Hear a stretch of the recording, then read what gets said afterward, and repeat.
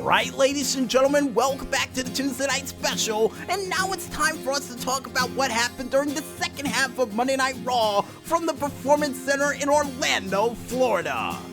And the next thing to take place on Monday Night Raw would not only see a concerned Seth Rollins, but also a concerned Murphy over what's gonna happen for this Sunday's Extreme Rules, with Murphy saying, "Are you really serious about this eye for an eye match?" And then we would finally find out the details of what this match will be, which would be that the winner of the match has to gouge out the eye of the other person. Seriously, that's the rules for this Sunday's eye for an eye match. And Seth Rollins, who seemed to be in a form of a trance, wondering, "Oh, eye for an eye for an eye. I know what that means. It's supposed to be a metaphor for revenge, but Rey Mysterio has made it literally a thing that's gonna happen for this Sunday." And he couldn't wrap his head around why in the world Rey Mysterio would take it this far, only for him to say, "I know what I have to do this Sunday. I'm gonna end the career of Rey Mysterio once and for all by gouging his eye out so he can't see his son get married, so he can no longer see his wife, and pretty much make him blind to the world." Only for Kevin Owens to come out and say, "That tells you how much of a scumbag you are, because you made Rey Mysterio a man who's respected amongst the locker room, a living legend, and probably one of the nicest guys anybody knows, go to the lengths of wanting to gouge your eyes out." But then again, Kevin Owens said he could understand where Rey is coming from, because he was willing to break his ankle or shatter his ankle just to shut up Seth Rollins once and for all to end his career. Only for him to go a little bit further down the line and said he was here to help out Seth Rollins by giving him an eye patch because he's gonna need it after this Sunday.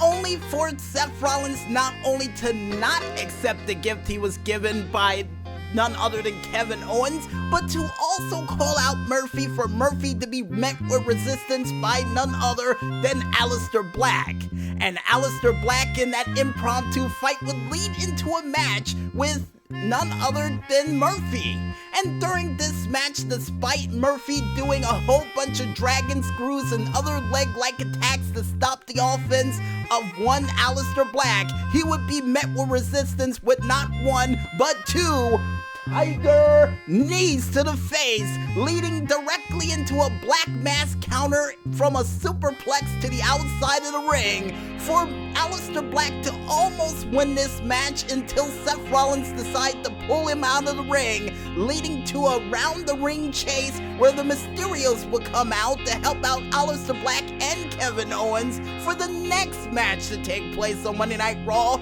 to be between Kevin Owens going one-on-one against the Monday Night Messiah, CrossFit Jesus, Seth Rollins. And during this match, at every moment Seth Rollins tried to escape during this said match, he was met with resistance from not only Aleister Black, but also from Rey and Dominic Mysterio, keeping him at ringside for him to get the just desserts he deserved. And he was just about to get it during this match until he decided, "You know what? I'm gonna go ahead and get started on taking people's eyes out of their skull during this match to a precursor for Sunday." Because despite Kevin Owens getting on a roll during this match by not only hitting a cannonball during this match and also beating the living daylights flag tag out of Seth Rollins in the corner, once Seth Rollins saw Kevin Owens trying to go to the top rope, he would actually try to dig his fingers in the eyes of Kevin Owens, only for Aleister Black, Dominic, and Rey Mysterio to jump up on the apron, giving Kevin Owens enough of an opportunity to hit a KO stunner for Kevin Owens to win this match via pinfall. And not to mention the fact that during this match you would end up seeing a multitude of Avada Kedavra super kicks during this set contest, not only from Seth Rollins, but from Kevin Owens as well. A little tit for tat. And I'm starting to wonder, did these two ever fight each other outside of WWE? Because that seemed very familiar, sort of Ring of Honor-ish. I don't know. And I'm gonna have to try to figure it out later because I'm pretty sure they fought against each other before in Ring of Honor, but I could be wrong.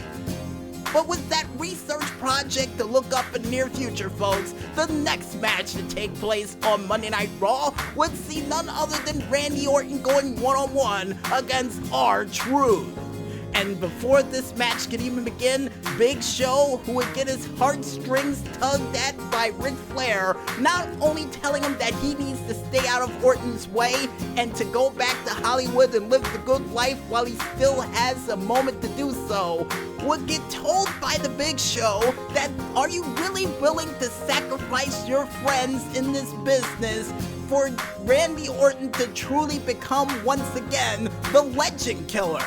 And then prior to the match, they would actually show a whole bunch of old clips of Randy Orton taking out legends from way back when. And I'm still surprised they didn't show what he did to Harley Race or to Moolah or Mae Young during his time as the Legend Killer. I mean, it was a part of the t-shirt. They really should have showed that too.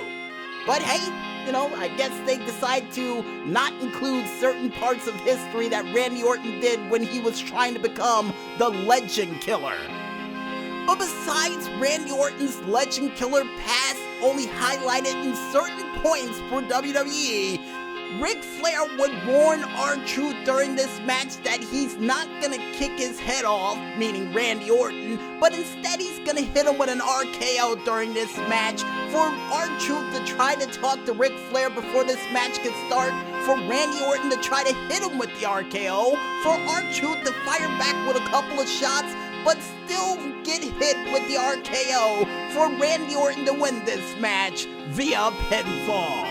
And after the match was over, next thing you know, you would see Randy Orton winding up for yet another punt kick, only for the Big Show to come out and for Randy Orton to warn him, you better stay back before I kick his head off, only for him to accept the challenge from Randy Orton saying, yes, I'll fight you next week, and then for Randy Orton to run out of the ring after the Big Show would rush to the ring to try to save R-Truth's career before it would end, thanks to none other than Randy Orton and a kick to the head.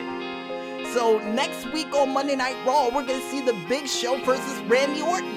A rematch from the Survivor Series, I do believe. I keep on forgetting what year it was, but all I know it was during that whole Big Show lawsuit that would happen. Should be interesting. And the fact that he would say also that he's going to not kick R-Truth in the head, he was saving that for the Big Show. Right. Anyway, the next match to take place during Monday Night Raw would see none other than Bobby Lashley going one-on-one against Ricochet. And during this match would also see Ricochet trying to use his Blitzkrieg offense to try to take out Lashley, only for Lashley to counter back with a Dominator out of mid-flight, as Samoa Joe would say, air traffic control during this match. But then you would see Ricochet coming back with an Enziguri and a standing shooting star press for near fall, and unfortunately, that would be the only offense Ricochet would get, because he would try to go for a back handspring during this match into that kick he would do, but would get caught with a full Nelson and would be forced to tap out during this match for Lashley to win via submission. And after the match was over, Cedric Alexander tried to come into the match to help out his friend Ricochet, only for him to get hit with a full Nelson as well, directly into a nasty full Nelson slam afterwards, for MVP to say we're in the hurt business and business is good. Right. I still think he's taken that line from Killer Cross, or I forgot, Karrion Kross, who has been a constant CEO of that hurt business that MVP is currently talking about. So in this case, in my mind, I think MVP is a side branch of the hurt business to the main corporation of the hurt business that Karrion Kross started many a year ago. Yeah, just trying to explain the branch order of the hurt business now. But besides the Hurt Business that's gonna be put on high display, most likely at Extreme Rules, the main event for the week, making it 3 weeks in a row that women will be main eventing, folks, would see Sasha Banks and Bayley going one-on-one against the Kabuki Warriors for the WWE Women's Tag Team Championships. And during this match, besides Sasha Banks and Bayley playing their tribute video to themselves, you would see them getting an early jump on the challengers for the Tag Team Championships, only for the Kabuki Warriors to come back during this match with dual hip attacks to the champions. And during this match, action would go back and forth, including Kairi Sane pulling off a beautiful sliding D, and also pulling off a dual interceptor spear during this match, and even able to hit the insane elbow to Sasha Banks during this match, only for Bayley to break it up for a near fall. But ultimately, this match will come to an emphatic end after probably one of the coolest counters I've seen to date to the sliding D, which would see Sasha Banks feigning a hit to the face, going directly into the Banks statement from the miss of the sliding D, for Kairi Sane to have no choice during this match but to tap out, and for the Golden Role Models to still be your women's tag team champions via submission.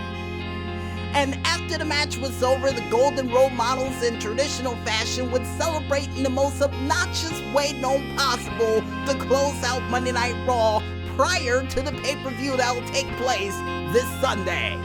And as a little bit of an update, folks, yes, we will be reviewing the match card for Extreme Rules this Friday for Music Village. You know, it's a tradition of ours that we like to do. Sometimes in June and sometimes in July, but we can't control when they actually show it.